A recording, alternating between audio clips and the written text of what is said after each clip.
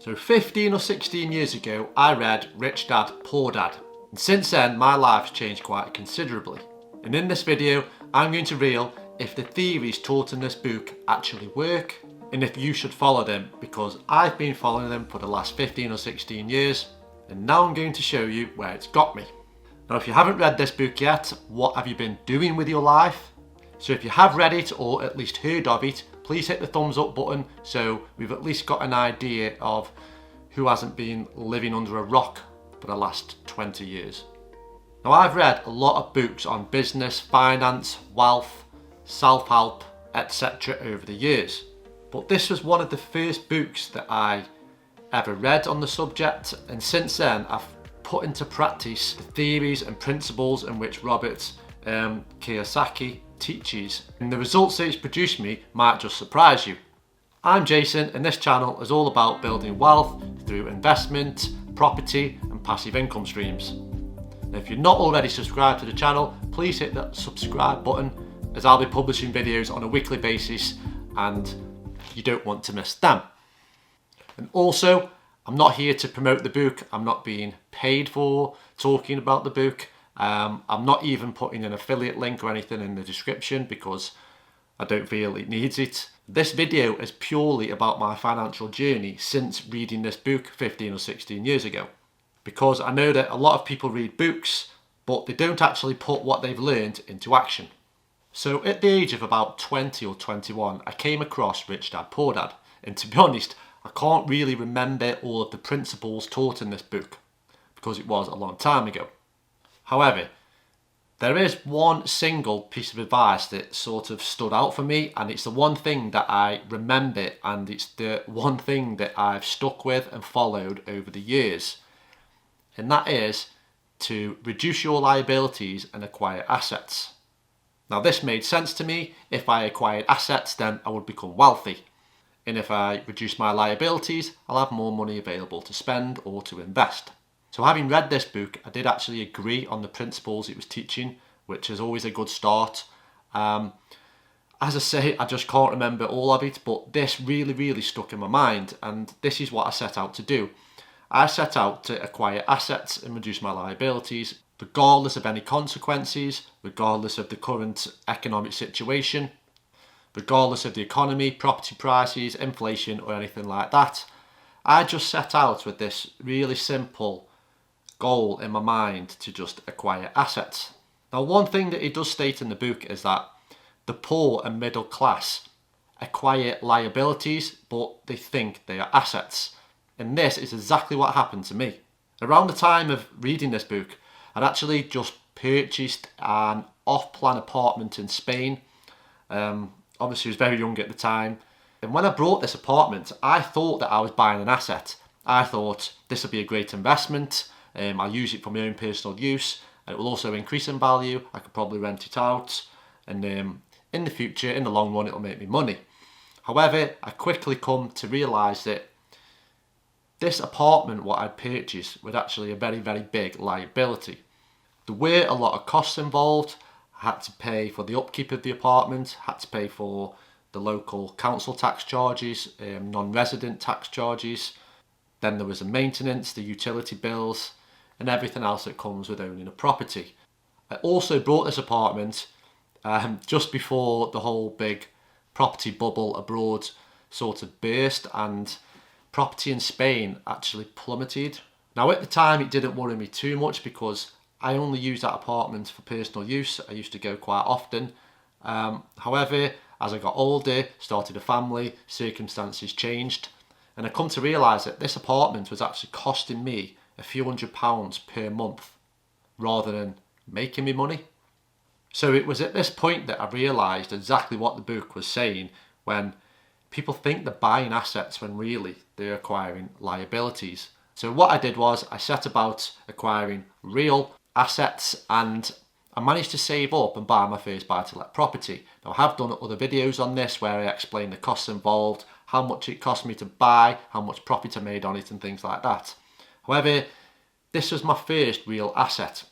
And then from there, I went on to buy other assets such as websites, small businesses, gold, stocks and shares, and various things like that, what I felt would generate me wealth, would create me money, rather than being a liability and losing money.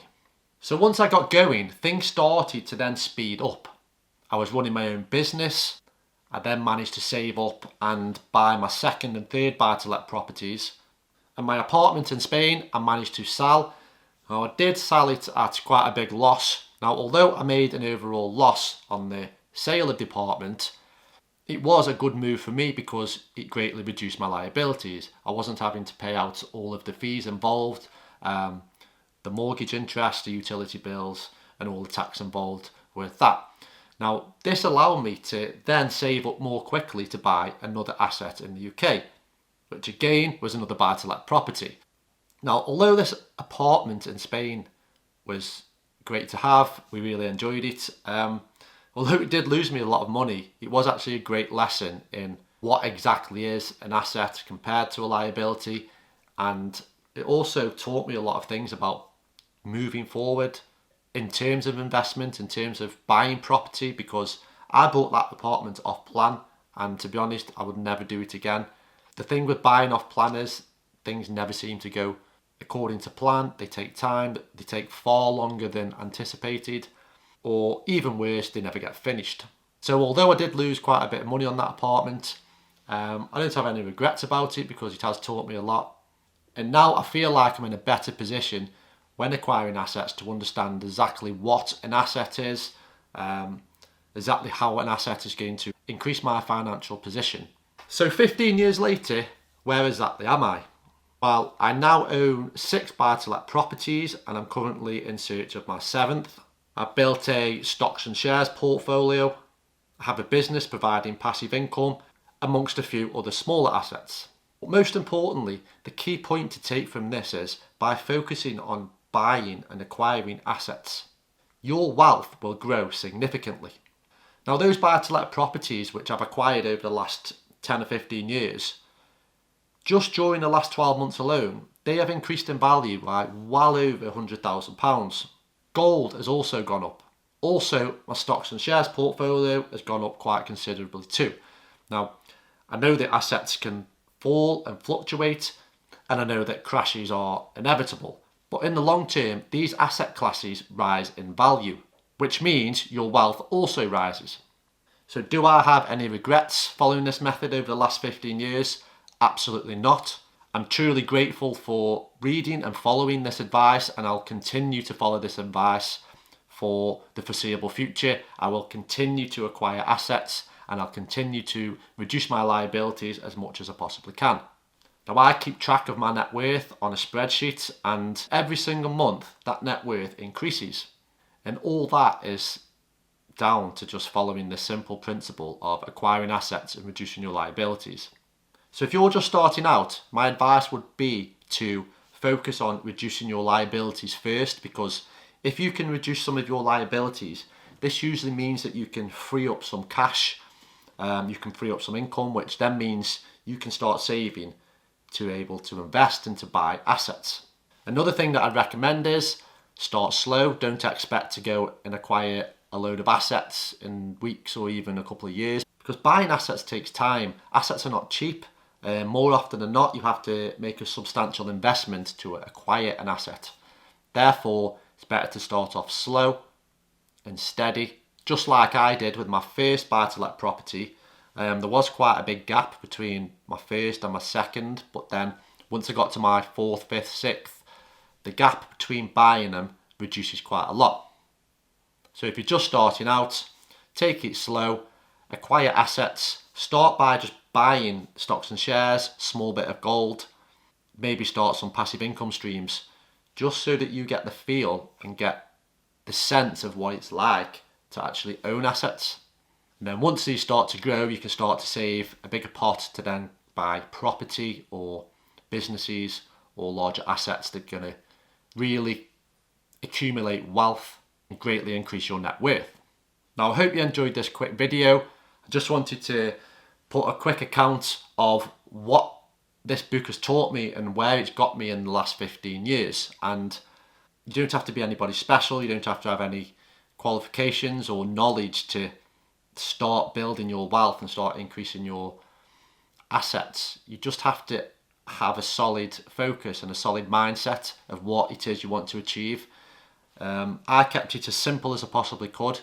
It was just in my head all the time: acquire assets, reduce liabilities. Acquire assets, reduce liabilities. No. If you can keep that in your mind, then you don't need to worry about what else is going on in the world in terms of property prices, inflation, what the Bank of England's doing, or whatever's going on. If you just focus on what you've got in hand, what you want to achieve, then it makes it a whole lot easier. The amount of times that people have said to me, oh, why are you buying property? It's going to crash. Buy to let's dead. Don't invest in gold because we've now got Bitcoin. Blah, blah, blah. Whatever, mate. I don't care. I'm sticking to my guns. I'm going to keep investing. I'm going to keep acquiring assets. So this is the mentality you probably should adopt, and then see where you are in 5 or 10 years. Now, I'm Jason. Hope you enjoyed a quick video. I've finished babbling on now, and I'll catch you soon with some more videos.